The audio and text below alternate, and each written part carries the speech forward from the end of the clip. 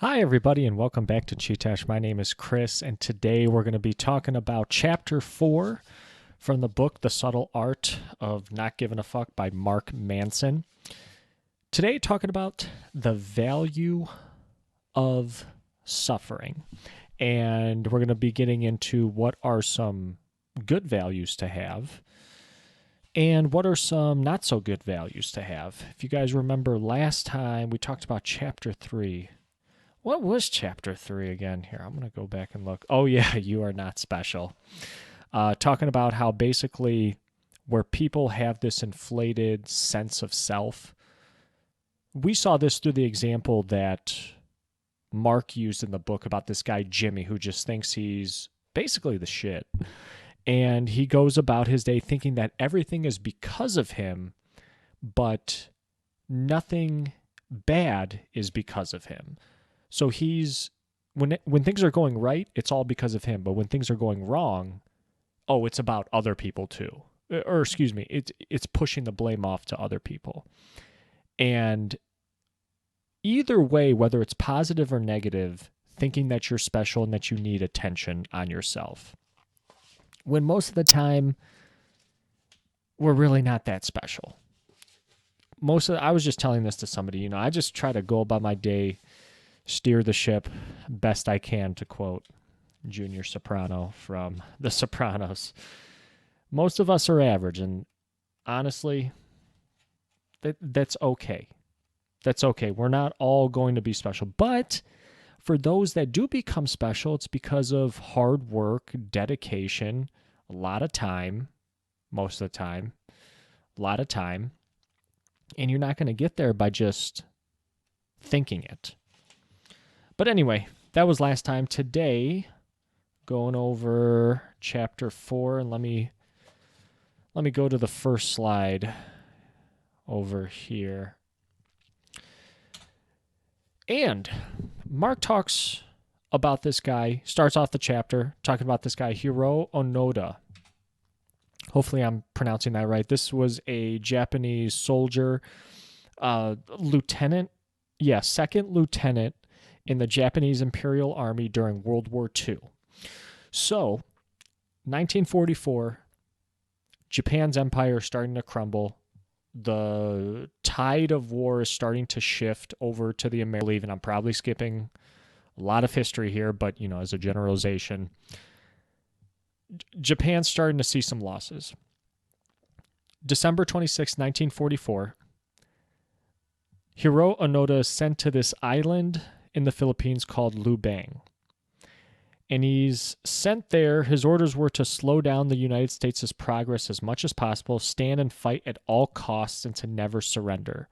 Both he and his commander knew it was essentially a bad mission. Nothing's going to go well in this mission. So in February 1945, the Americans arrived. They take the island. It didn't sound like it was a particularly long and prolonged conflict. They kind of came in and took it rather easily.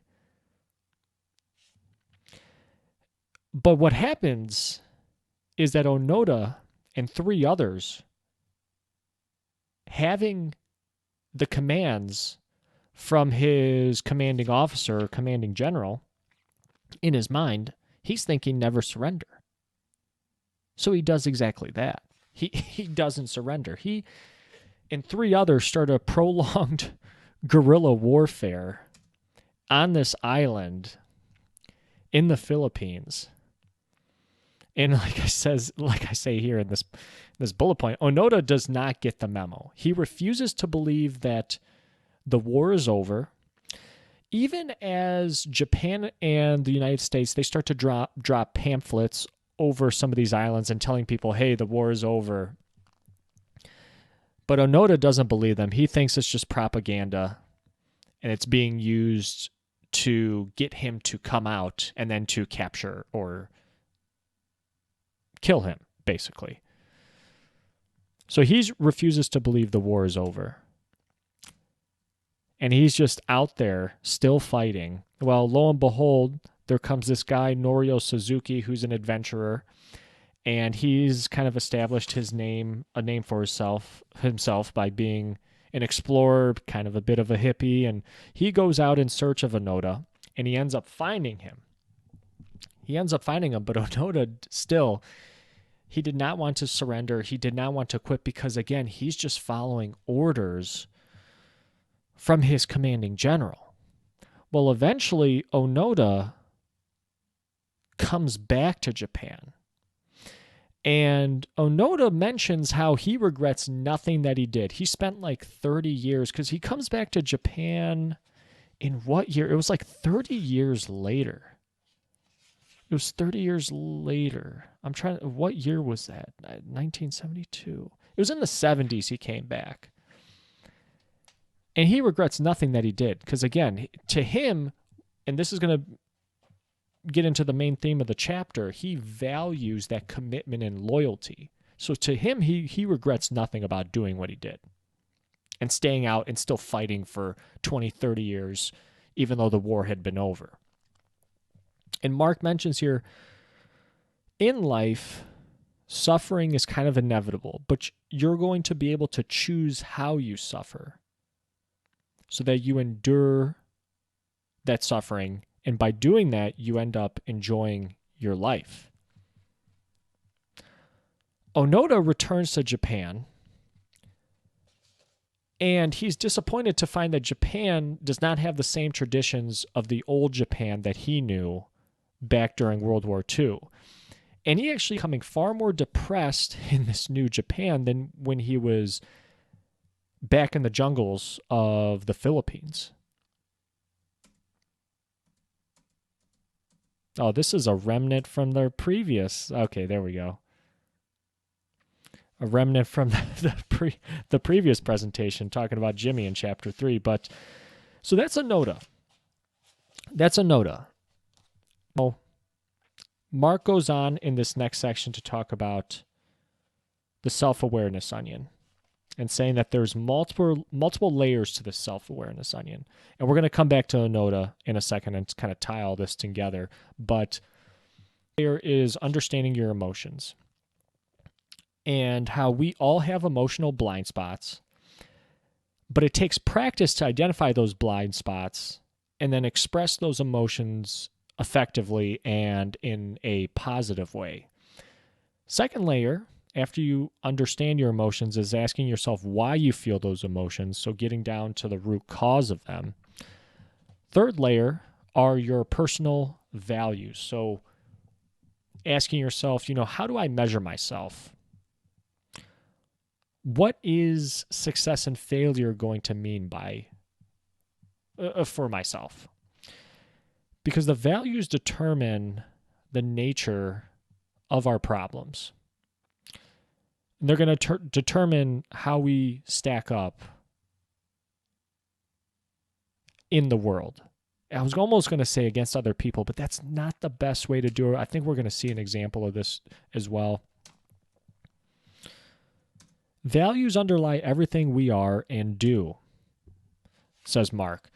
But most of the time, people don't really understand their values because, and I do this a lot, where sometimes I can be kind of hypocritical where, oh yeah, I value this, and then I totally do the complete opposite. He gives this example, like, you ever have a friend that says, oh yeah, I value honesty. Like, I love when people are honest. That's what I value. And then they just flat out lie to your face. So it's like, okay, well, how much do you really value it? And Mark says this is pretty common. Most people kind of say the good things. They say what they should value, but they don't really mean it when it comes down to brass tacks. Most people are doing and saying things to feel good in the short term. Okay, yeah, we saw this in the example in the previous chapter with Jimmy, just being super, super positive all the time.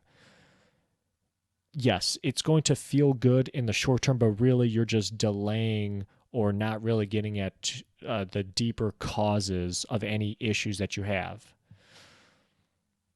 So asking yourself this, why does something bug you? I actually have been asking myself this a couple times lately. because I've gotten upset at certain things, and I just stop, slow things down, and just ask myself, well, okay, why am I upset here? And chances are, Mark says, it involves some sort of failure. But why does it mean failure to you? Now, what if what you think is a failure is not really a failure, but you're just choosing to measure it that way? And I feel like most people see things as failures because they compare it to other people who have not had failures. Coincidentally, they see themselves as a failure. I mentioned this last episode. There's a great interview that Joe Rogan did with, I got to look this up for you guys. It's two kids from Kansas. They have a very successful YouTube channel. And Joe mentions in that episode, most people, when they not make a mistake, but when they fail to do something, they see themselves as a failure more rather than viewing the thing that they failed at as the failure. They project it on themselves, and that's not a very healthy way to go about it. So failure is really how you measure it. So value and metric. How do you measure it? Could your measurement be wrong? Very well could be. We control what our problems mean and how we think about them. We're in control of how we measure our successes and our failures. Case in point, we got this rock star, David Mustaine in Megadeth. So in 1983, he gets kicked out of this band, right? Gets kicked out, takes a bus to LA, works his butt off. He ends up getting a record deal, and he ends up having major success forming this band Megadeth. Millions of records sold.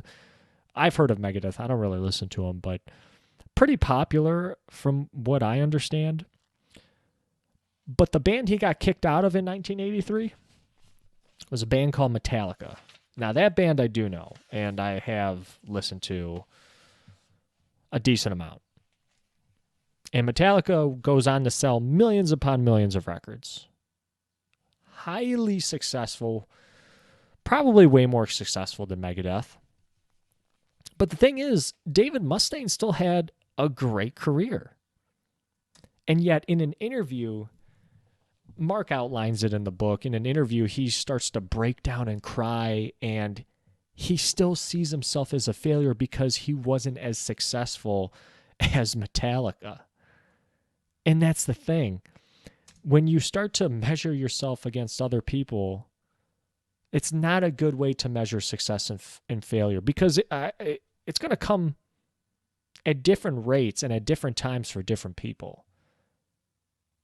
We can't all strike gold. You measure yourself by the amount of money you have, comparing it to somebody who just won the lottery. It's like, well, yeah, okay, maybe you don't have as much money as them, but your life's still not a failure because of that. So what standards do you measure yourself against? Well, how about yourself? There's a thing from Jordan Peterson where he says, it's in his 12 rules for life. I believe it was, compare yourself to who you were yesterday and not who someone else is today. I think that's how he worded it. So Mustaine kind of made a mistake here. He chose to measure himself against the success of Metallica. And that metric ended up torturing him years later. He never saw himself as successful because he never eclipsed the same success that Metallica had.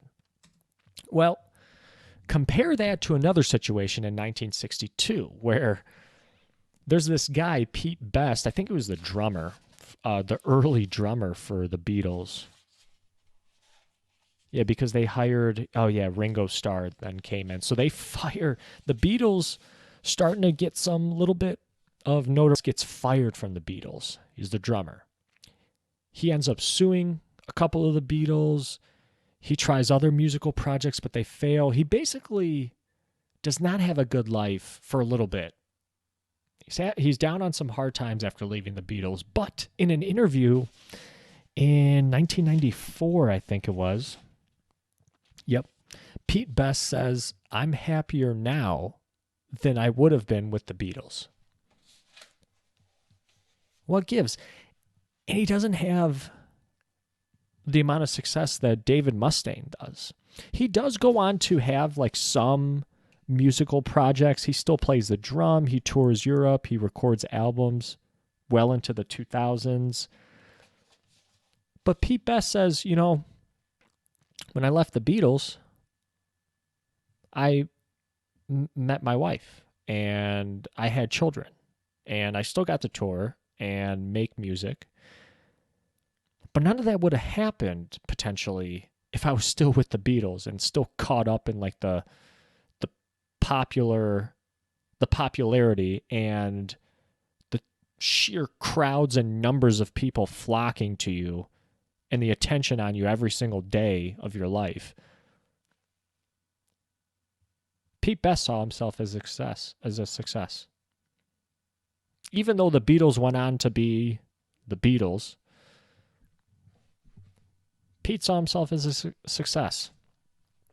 And that's because he had some good values. Now, Mark here, and this is the title of this section, Shitty Values. That's what Mark titles it in the book. Mark outlines some good values and some shitty values. So Pete Best had some good values. David Mustaine maybe could have worked on some of his values. So what are some shitty values? Pleasure. Pleasure is not a good value because pleasure should be the effect of tracking towards your goals. You should not just be seeking pleasure after pleasure. Ask somebody who's, you know, addicted to drugs, just seeking pleasure. All of a sudden, it starts to have a negative toll on their life. Material success, not a great value because you start to get into the game of trying to one-up other people and trying to have things and filling your life with things that you don't really have time for real things like relationships and kids and friends, what have you. You prioritize material success over other values. And you start to measure yourself by the status symbols you have rather than the behavior you have. Another shitty value, always being right. Because we get a lot of stuff wrong. But it's kind of bad when you get a lot of stuff wrong, but you try to rationalize things as you being right. It kind of closes you off to new perspectives, and it closes you off to learning new things. So these, not great values. Another one, staying positive all the time. The Jimmy guy from chapter 3.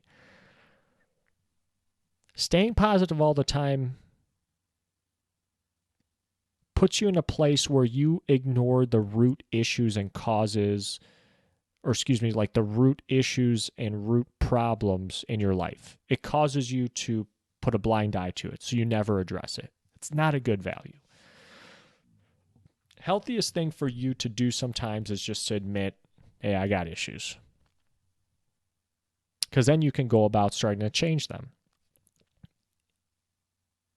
And if you're angry or you're sad, just let it be. Let it flow. Don't try to just hide those emotions. But what you could do, and what Mark says in the book, is to express those emotions in a positive way. So if I'm super, super angry, instead of going out into the street, and Mark says this in the book, going out of the street and just, punching somebody, maybe you go out on a run, go to the gym, do some meditation, etc.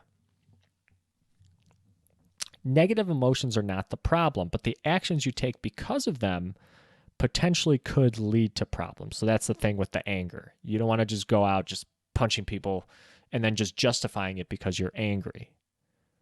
But you want to use that anger and tailor it in a positive direction. So what did I mean by this point? Page 86. Yes. This is why these values, this is Mark writing here, Pleasure, material success, always being right, staying positive are poor ideals for a person's life. Some of the greatest moments of one's life are not pleasant, not successful, not known, and not positive. The point is to nail down some good values and metrics. And pleasure and success will naturally emerge from it. These are the effects of good values. But by themselves, they are empty highs, is what Mark calls it. And they shouldn't be sought after directly. They shouldn't be the values in and of themselves. So, what are good values? Good values are reality-based, socially constructive, immediate, and controllable. So some examples are like honesty, innovation, curiosity. Bad values are basically just the complete opposite. They're superstitious, socially destructive, they're not immediate, and they're not controllable. So like popularity, being rich, domination, dominating others, violence, etc., etc. Yeah, think about it. Popularity. It's not something that you can... How can you control if other people like you? It's going to be super, super hard. Super, super hard. And by nature of you trying to be popular, maybe you sacrifice relationships or other areas of your life, and things become strained and destructive from that. Same thing with being rich. I mean, that could potentially be socially destructive too. You start to lose friends and family just seeking out material wealth and such. And here's the thing. The good values, if you notice, are more internal, and the bad are usually external. They heavily rely on external things. But the good values are things internally and things that you can put into action right away. Think about it. If honesty is a value of mine, I can just start to put that into practice just right away. Versus, okay, if I'm going to be rich, if I'm going to be popular, okay, that's not going to happen like right away. Those are going to be highly dependent on external things. But if I want to innovate, if I want to be curious, it's just like a tweak in my behavior, kind of. And I see where Mark's coming from with that. So, well, here's a question for you. Did Hiroo Onoda have values? And I think we can agree that he did have values. But were they positive values? Were they positive values? So here's what Mark writes. So despite the fact that Hiroo saw himself as a success, and despite the fact he lived up to his metrics, I think we can all agree that his life really sucked. None of us would trade shoes with him given the opportunity, nor would we commend his actions. His highest value was complete loyalty, service to the Japanese Empire. This value, in case you couldn't tell from reading about him, stank worse than a rotten sushi roll. I love the way Mark writes in this book.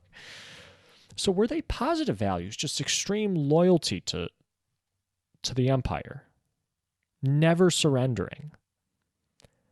You could argue those are kind of negative. They're very external, kind of. They are, let's go back to the previous slide. Superstitious a little bit. He didn't believe it when the war was over. Socially destructive, I mean, kind of. He had 3 people with him. They all ended up dying because he wanted to just continue fighting. Not immediate. Well, yeah, he was in the forest for 30 years in the jungles. Or controllable. I guess he could have controlled it, but these were orders that were struck down by his commanding generals, and he just followed them for 30 plus years when he didn't have to. So I would argue they are not really positive. David Mustaine had values, but not very positive. He wanted to be more popular and successful than Metallica. That's how he measured his success. Not super positive values. But Pete Best, he probably did have positive values. Hey, I'm not a part of the Beatles anymore. I could have made a ton of money doing that, but you know what? If I did that, I wouldn't have met my wife. I wouldn't have had my kids that I have today. And you know what? I still like music. And I can still take part in that craft. Toured around a little bit. But ultimately, I got a family. And that's all I need. Pete Best probably had the most healthy, positive values. And that's the name of the game in self-improvement. You prioritize better values, and then you end up choosing things to give a damn about. And like Mark says, giving better fucks means that you get better problems. It's not that you are ignoring your problems. It's that you're just trading them for better ones. That's what it's about. That's going to do it. Thank you guys so much for tuning in this week. Next week, we're going to be talking about Chapter 5, which is You Are Always Choosing. I wonder what he means by that. But anyway, guys, thank you very much for tuning in. We have the full interview with author Martin Shoemaker out now. Apple, Spotify, Google, Samsung. Is it on Amazon? I think it might be on Amazon too. And many, many different others. Overcast, Podbean, many, many other areas you can get the podcast and the interviews that I do. And then we just dropped a new clip with Russell Duray. Russell wrote 2 books. We did one interview with him talking about his book, Motor City Drama, and then doing another one on his book, They Put America in the Air. Really, really cool book about the airline or aircraft industry and how flight came to be in America. So yeah, and then did an interview. Can't wait for this one to come out. It'll be a few months, but stay tuned. Hope you guys are liking those interviews. And guys, just thank you very much for tuning in. My name is Chris. This is Chee-Tash. Take care.